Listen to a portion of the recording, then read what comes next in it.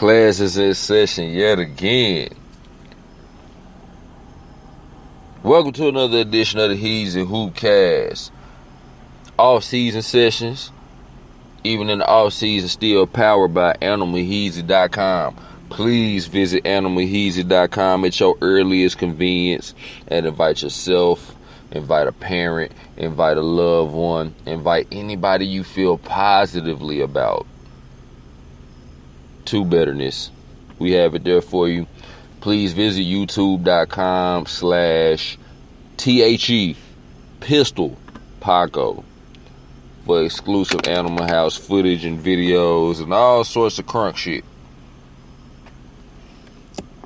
At this time, like I always do, it is imperative that I give a memorial shout out to my big homie, Big Kahuna, and my nigga Ray Jugoku.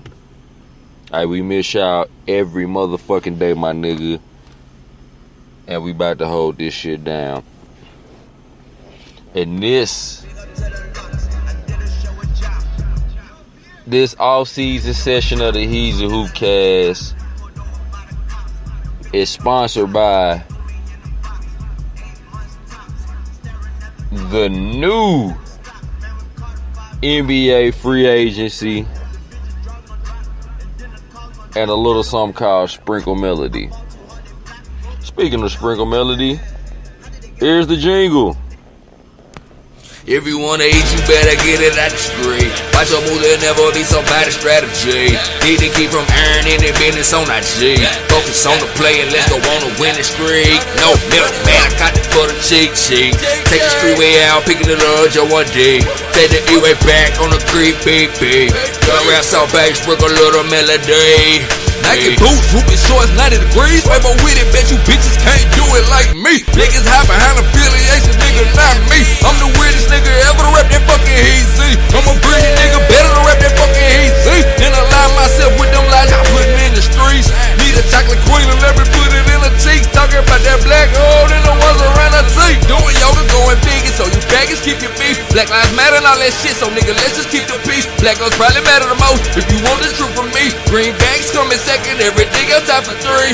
Mind, body, and spirit, girl, I aim for 3 for 3. I might have a J.R. Smith night and only hit 1 for D, but that shit might be clutch. It might be the one we need. Matter of fact, Paco and me like number 2 to 3 of Kyrie. If you wanna eat, you better get it out the street. Watch your move, there'll never be somebody's strategy. Need to keep from earning the business on IG. Focus on the play and let's go on a winning streak. No middle, man, I got it for the cheat sheet. Take the streetway out, picking it up, Joe 1D. Take the E-way back on the creep, beep, beep. Gun rap, South Bay, sprinkle a little melody. Hey.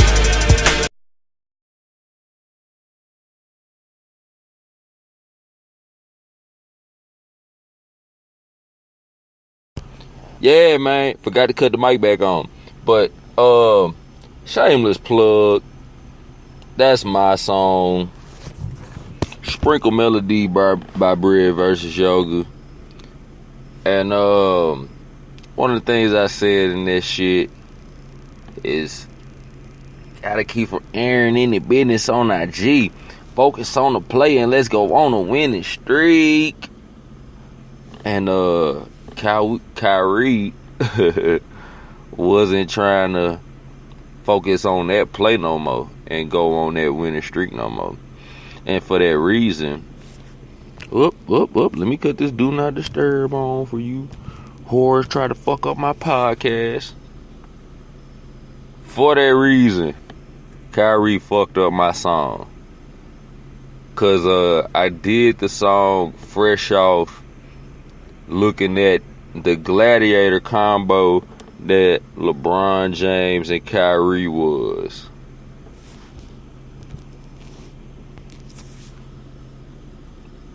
When LeBron is LeBron is the nigga that could take any team to the final. Well, not any team, because his teams, like I was just talking to Big Homie Black today, his teams be coming ready-made to win since about 2010. So, but Them niggas was gladiators together. Bron did his thing, and Kyrie brought just as much to the table.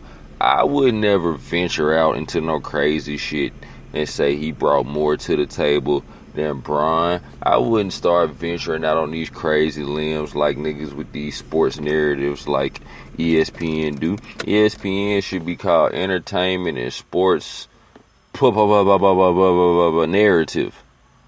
You know what I'm saying? There's more narratives going on and shit.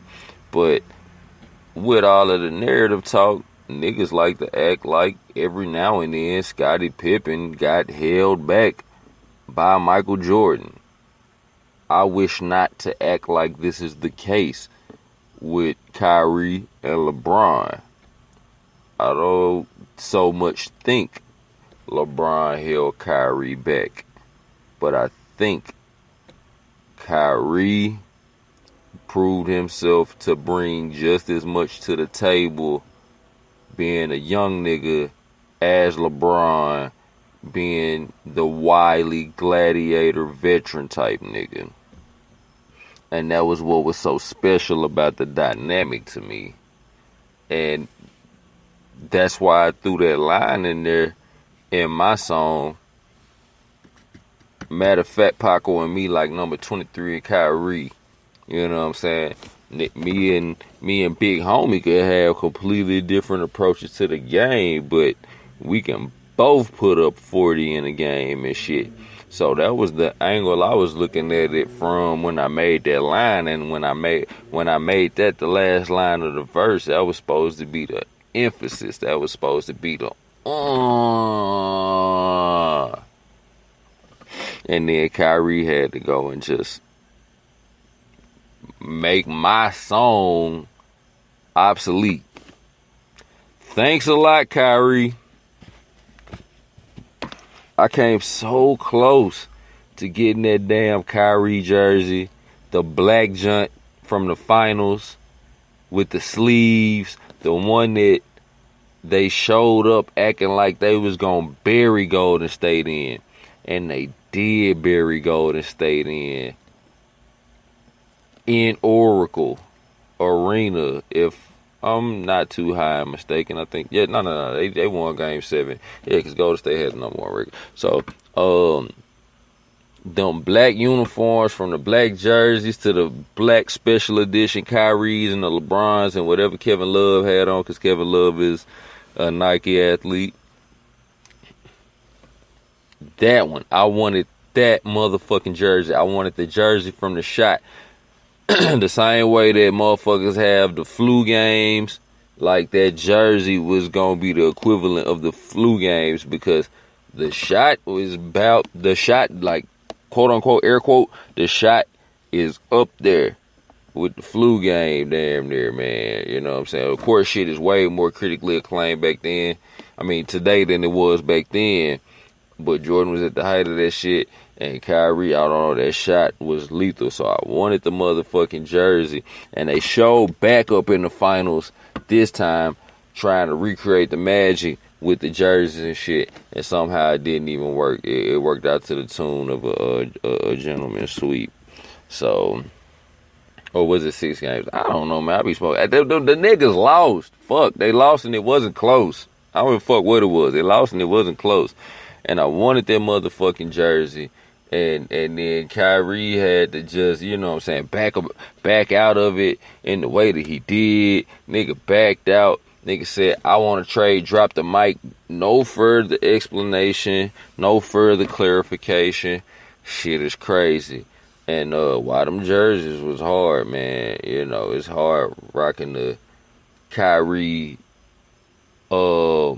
Cavaliers jersey while the nigga is starting a whole new legacy with the Celtics. And I do have a LeBron jersey from the Heat. And I used to wear that bitch to be ironic, because everybody was all of a sudden Heat fans and shit. And then when the nigga got up and went back to Cleveland, all of the Miami fanhood was in flux. So I would wear the LeBron James Heat jersey after he went to the Cavaliers to kind of be an asshole and shit, But thanks a lot, Kyrie, for fucking that shit up. And I was slick sad about Kyrie leaving the Cavs and shit, because that duo, him and LeBron, was so strong. LeBron is depending on who you ask. If you ask my nigga Big Homie Black, I guarantee he'll say LeBron is the best player in the game and has been that for quite some time. And then, a lot of people be fans of LeBron from watching his whole career and how it evolved and everything, but this ain't young LeBron no more. This is like, old General LeBron and shit, who's still doing his thing, but it ain't, he not young as Kyrie is, but Kyrie was young, Kyrie was on fire, Kyrie was ready to give niggas hell and did give niggas hell. Not just in the playoffs, in the regular season, and in multiple playoffs, win, lose, or draw. Like, I think LeBron and D Wade played better off each other. They played off each other way better. There was an actual personal relationship and basketball relationship there that lended itself to that happening. But I feel like the difference, even though I'm not saying Kyrie is better than D Wade or better than LeBron for D Wade, I feel like the difference is D Wade could give you 30. In addition to LeBron, they could give you 30. But when LeBron and Kyrie was in them black sleeve jerseys and shit, LeBron could give you 30 easily. And niggas' game plan for Kyrie was to not let him get 40. Because Kyrie could get you 40 at any time. Maybe 50. Don't act like that with Kyrie. I don't know why folks acting like that with Kyrie, because he left LeBron and shit, that he ain't a nigga that'll give you 40 and 50 on any given night. Kyrie arguably the best point guard in the league, at least on the offensive side of the ball. If you want to start splitting hairs about him playing defense and all that shit, you know what I'm saying? It's only about 4 point guards in the league anyway that's just, known for defense as well as whatever else they could do. Don't act like that with Kyrie, though. You know what I'm saying? Wade could give a nigga 30. Kyrie is on watch. Niggas is in danger of him going off for 40 or 50. And he's done it too many times for niggas to be fronting about it and shit. But I was sad about that shit. Bron and Kyrie power was overwhelming. But if Kyrie would have stayed with the Cavs all through the offseason, into the regular season, even if he would have got traded eventually and shit, like, I wouldn't have shit to talk about right now. But Kyrie got me back with the off-season sessions and shit. So, hey, and outside of being something to talk about, I'm sad to leave him. I'm sad to see him leave LeBron, especially after all these clips I seen on Twitter of they best plays and shit together. Oh, they was nasty together. But I'm not mad at the Celtics move either. I'm not mad at not even just the team that he went to, but the organization that he went to. Went to a franchise of prestige. I like that. And then went to a good situation where, the team is just as about as ready-made as any team LeBron would have bolted Cleveland originally for.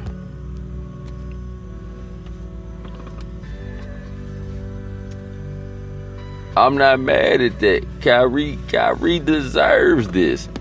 After the shot, after all of the 40-point games and shit, Kyrie deserves a chance. Even if he falls flat on his motherfucking face, this nigga has earned the right to prove himself for himself without the shadow of LeBron as the ESPN as well as the sports narrative has dictated to us. It's the shadow of LeBron. It's playing under him. It's the fact that decisions get made for you after LeBron makes decisions.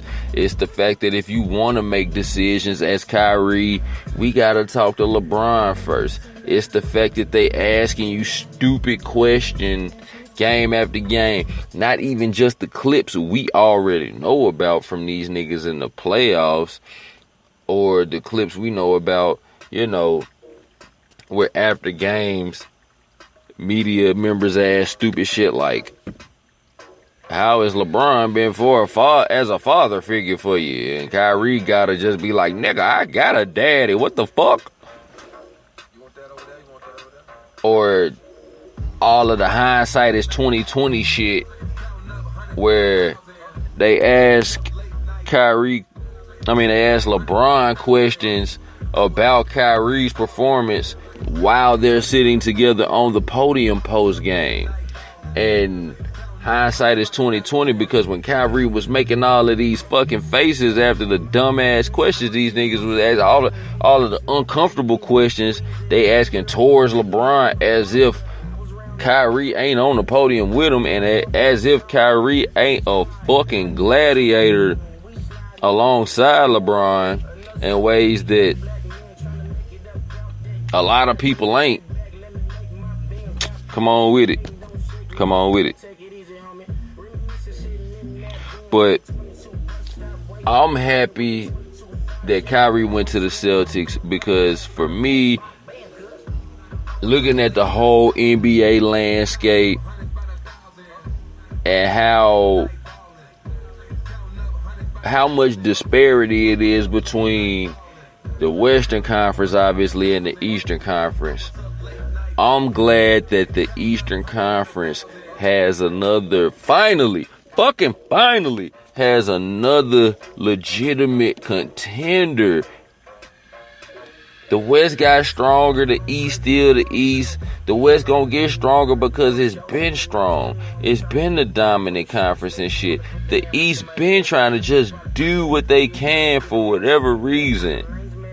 I would really like the science behind this disparity really just broken down to its smallest iota. But for now, we just know the West is good, the East is dick. Bron make it to 7 straight finals by and large because of the absolute warm, cold slaw on an August dayness of the Eastern Conference. No legitimate contenders. I mean, there was the Pacers that one time, and then there was the Celtics that one time, and the Celtics and the Pacers, I feel like, was the only teams in the Eastern Conference to take LeBron to 7 games. Did the Raptors do it that one time? Who's fucking scared of the Raptors, though? But now, with Kyrie there, with this Celtics squad that was already, I've been telling motherfuckers, if you listen to the Hoopcast, I've been telling motherfuckers the Celtics had a legit squad. Now, did they have a squad to win it all? No. But did they have a squad in the top maybe 5 well-constructed squads in the NBA? I personally believe so. Before Kyrie got there, before Gordon Hayward got there, I thought they had a nice squad. And then they added Al Horford to that. So in this offseason, niggas had Kyrie, niggas had Gordon Hayward, Niggas add one of them Morris twins, which, you know, ain't neither one of them just no slaw. And you still got, you know, niggas that maybe overlooked but ain't slaw. You still got Olenek. You still got Marcus Smart. You lost Avery Bradley and shit, but you got one of them Morris twins. You know, you still got these young boys. You got Jason Tatum, Jaylen Brown and shit. And you got Brad Stevens that ain't been doing shit but getting niggas ready for the pros ever since he got to the league. I don't think you can count that out.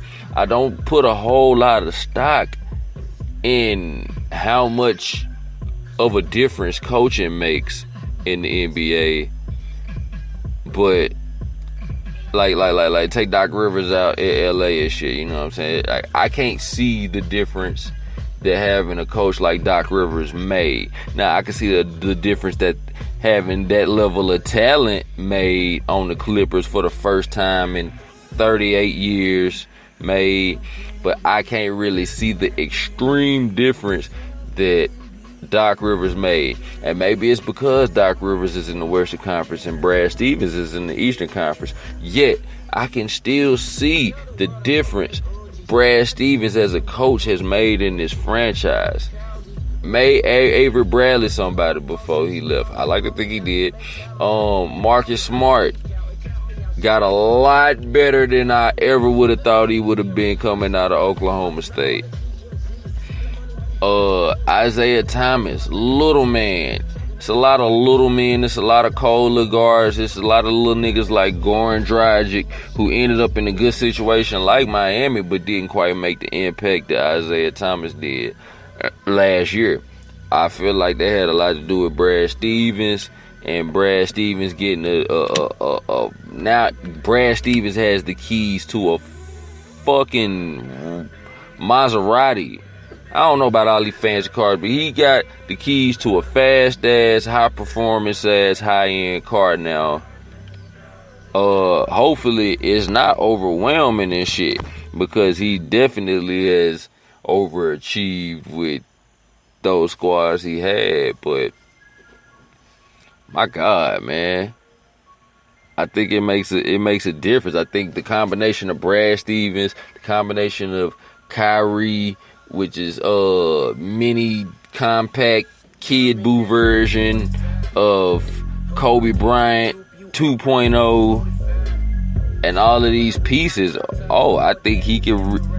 The combination of all of these can really go crazy. And if nothing else, they are a legitimate contender in the motherfucking East. Because niggas want to make it about, hey, can they beat the Cavs? Can they beat the Cavs? Nah, nigga can't beat the Cavs. And I don't think that they really can beat the Cavs really as presently constructed, because the Celtics really don't have a legitimate big man. Al Horford, shout out to Al Horford.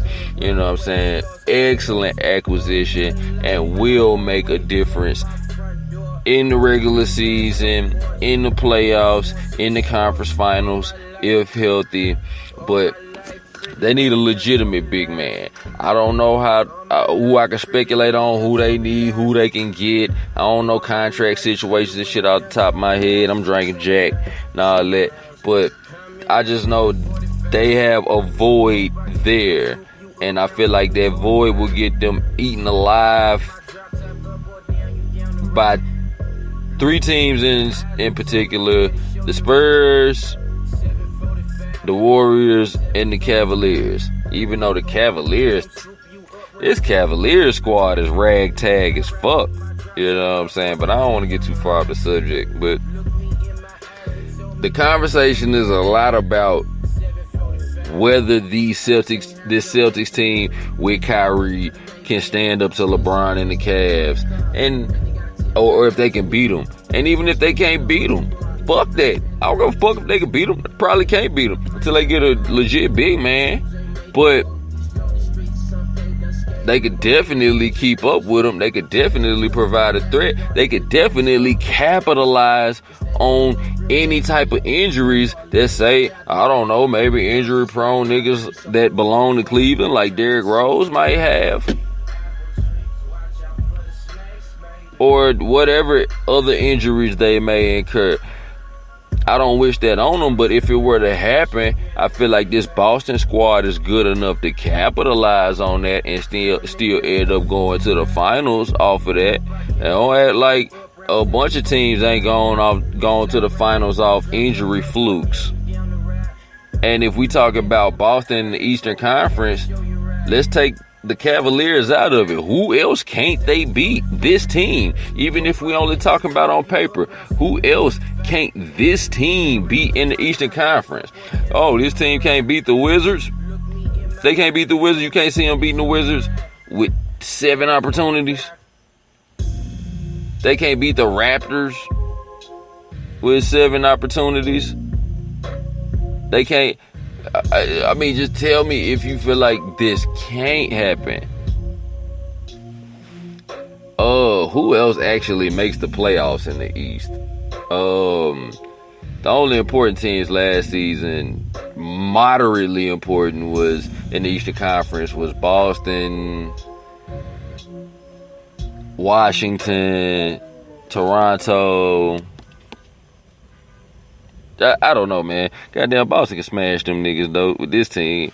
You know what I'm saying? I'm glad that Gordon Hayward and Kyrie ended up in the East. 2 great players that ended up out in the East, even though more and more great players flooded to the West. Like I said, there is at least some type of threat. There's somebody that poses a threat. Because even if we're talking about Boston versus Washington, Boston versus Toronto, Boston versus Indiana, or whoever the fuck else, those are teams that you already, all of those teams, whether Boston has a chance against them or not, those are teams you know didn't have a motherfucking chance, a motherfucking snowball shot in hell, a motherfucking stripper, $2 stripper chance in a free clinic of fucking with the Cavs. Those teams ain't shit, and we finally got a legit team in the Eastern Conference that can actually make the Eastern Conference worth watching. Just that one team. Just that one team. If they end up in the 3 seed or the 4 seed or the 2, it makes it way more interesting than the Eastern Conference playoffs was this past year. But hey, man, shout out to IT going on to greener pastures. And the only way you can get greener pastures than the Boston Celtics green pastures is by going to play with LeBron and shit. The Cavs lost a serious piece in Kyrie. But if you gotta lose a piece and get Isaiah Thomas back, especially if we're looking at the Isaiah Thomas from last year, I think that's one of the better replacements that's happened in recent memory for me. A lot of people gotta give up pieces that they don't really want to give, and it's a hard choice. And they rarely get somebody nearly as good back. Like I think about when James Harden left OKC and they replaced him with Kevin Martin. He was like, he can shoot, you know. No. Fucking no. Kevin Martin was out of there like 2 seasons later. This is not that. You know what I'm saying? They replaced Kyrie with IT, so shit. I think everybody did win in this trade, even though I feel like you gotta throw the house at Cleveland to get Kyrie. I feel like they threw a lot out there for him, but you know, it is what it is. But speaking of James Harden, I don't like how everybody is trying to hit this shit like Kyrie bit the hand that fed him. Kyrie jumped ship way too soon. Kyrie can't do it on his own and shit. If you want to put it in a Kobe and Shaq context, Kyrie is no Kobe, therefore can't quite do it without Shaq. I don't know, fool. Because the narrative going on, maybe he can't go to the finals. Maybe he can't win the finals. That's yet to be proven. I feel like if this Celtics team somehow edged out the Cavaliers and had to play presumptuously the Warriors, oh yeah, the Warriors gonna shellac and smack them niggas. But as far as the talk of Kyrie not being able to put a franchise on his back and not being there, have y'all seen this nigga play? Like, nigga, James Harden was coming off the bench for OKC behind Russell Westbrook, who wasn't even this Russell Westbrook yet. I mean, he had proclivity shown of being possibly this Russell Westbrook someday. But, you know what I'm saying? Obviously, it could have gone either way with the way it turned out and the way these niggas both ended up in the same MVP race in 2016, 2017. But James Harden was coming off the fucking bench in OKC. And somehow, this nigga was entrusted with the entire direction of a franchise when he ended up with the Houston Rockets. And I be thinking about that shit. I still talk about that shit to this day. Like, James Harden amazes me because he's a hell of a baller. He's a pioneer of the new age game. But I didn't see that shit coming in OKC. And I knew he was cold, but when he went to the Rockets and they was like, yo, he gonna be the starting whatever, he ain't off the bench no more. I definitely didn't think it would get this far. Well, the Rockets then made, you know what I'm saying, a Western Conference Finals, close to some other Western Conference Finals with James Harden being the man. So if James Harden, a nigga off the bench, catching elbow burgers from Metal World Peace, getting his brain scrambled, could somehow get entrusted with a franchise in the Western Conference and do it, then why the fuck can't Kyrie, who done already proven his motherfucking self, won a championship, had the balls to leave his squad and go to a new squad, why the fuck he can't do it in the Eastern Conference?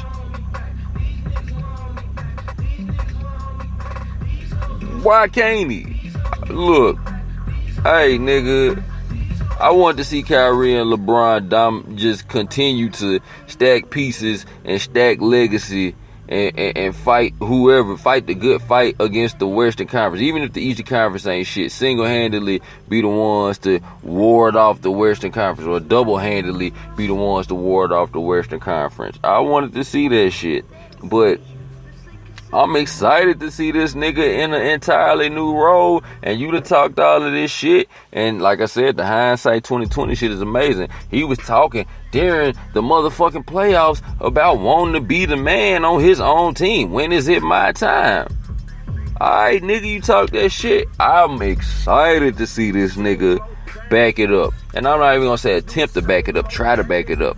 Because from what I seen, nigga, I am not a Kyrie non-believer. I am not a LeBron lover, nigga. Like, shout out to Bron, but I'm a Kyrie believer, nigga. That nigga, yo, I don't know if I've ever seen a talent like that at the point guard position. Fuck defense. This is easy hoop cast. Let's just say fuck defense for a second. I don't know if I ever seen a talent like that at the point guard position. You know, that wasn't 6'9" coming in playing point guard. I'm excited to see this entire motherfucking season. Fuck the NFL. Fuck them for that Colin Kaepernick shit. Fuck them for all this knee shit. Fuck them for all this white guy, I'ma take your shoulder and stand with you brother ass shit, nigga. This is the real excitement right here, nigga. Because niggas act like it's only, you know what I'm saying, it's a 2-team race. It's Cavaliers, it's Warriors. No, it's 82 games that 30 teams play. And this shit, I mean, if you ain't a fan of actual basketball, I can understand how the suspense might evade you. But if you a fan of basketball, there'll be 30 teams playing 82 games apiece. And there is more talent per capita in the league than I think that there's ever been. So I'm excited to see the entire league and how this all this shit plays out, because this is the off season, but there's still a whole season with a trade deadline. There's still injuries to take place. There's still tragedies and triumphs to take place. And I'm genuinely excited to see this shit. And this Kyrie shit that upped it another motherfucking notch, to the point where I forgot the Spurs got Rudy Gay. The Spurs still got a solid squad assembled and shit on niggas and shit. And it don't even matter. Not because it don't matter to the grand scheme of things, but it don't matter because so many things have been moving. So many explosive things have been happening in this off season that just got you like, I can't wait to see this roster play against this roster, play against this roster. I can't wait to play with teams in 2K. This Kyrie shit and Bron shit is awkward. I'm still waiting on the answers to all of it. I'm waiting on all of the details to unfold.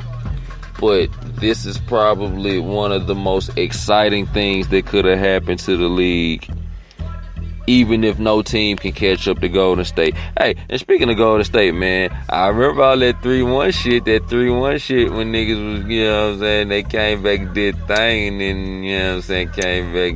Hey, nigga, all them 3-1 jokes ain't funny no more, because they definitely got answered. I don't know, but nigga definitely had to do this shit, though.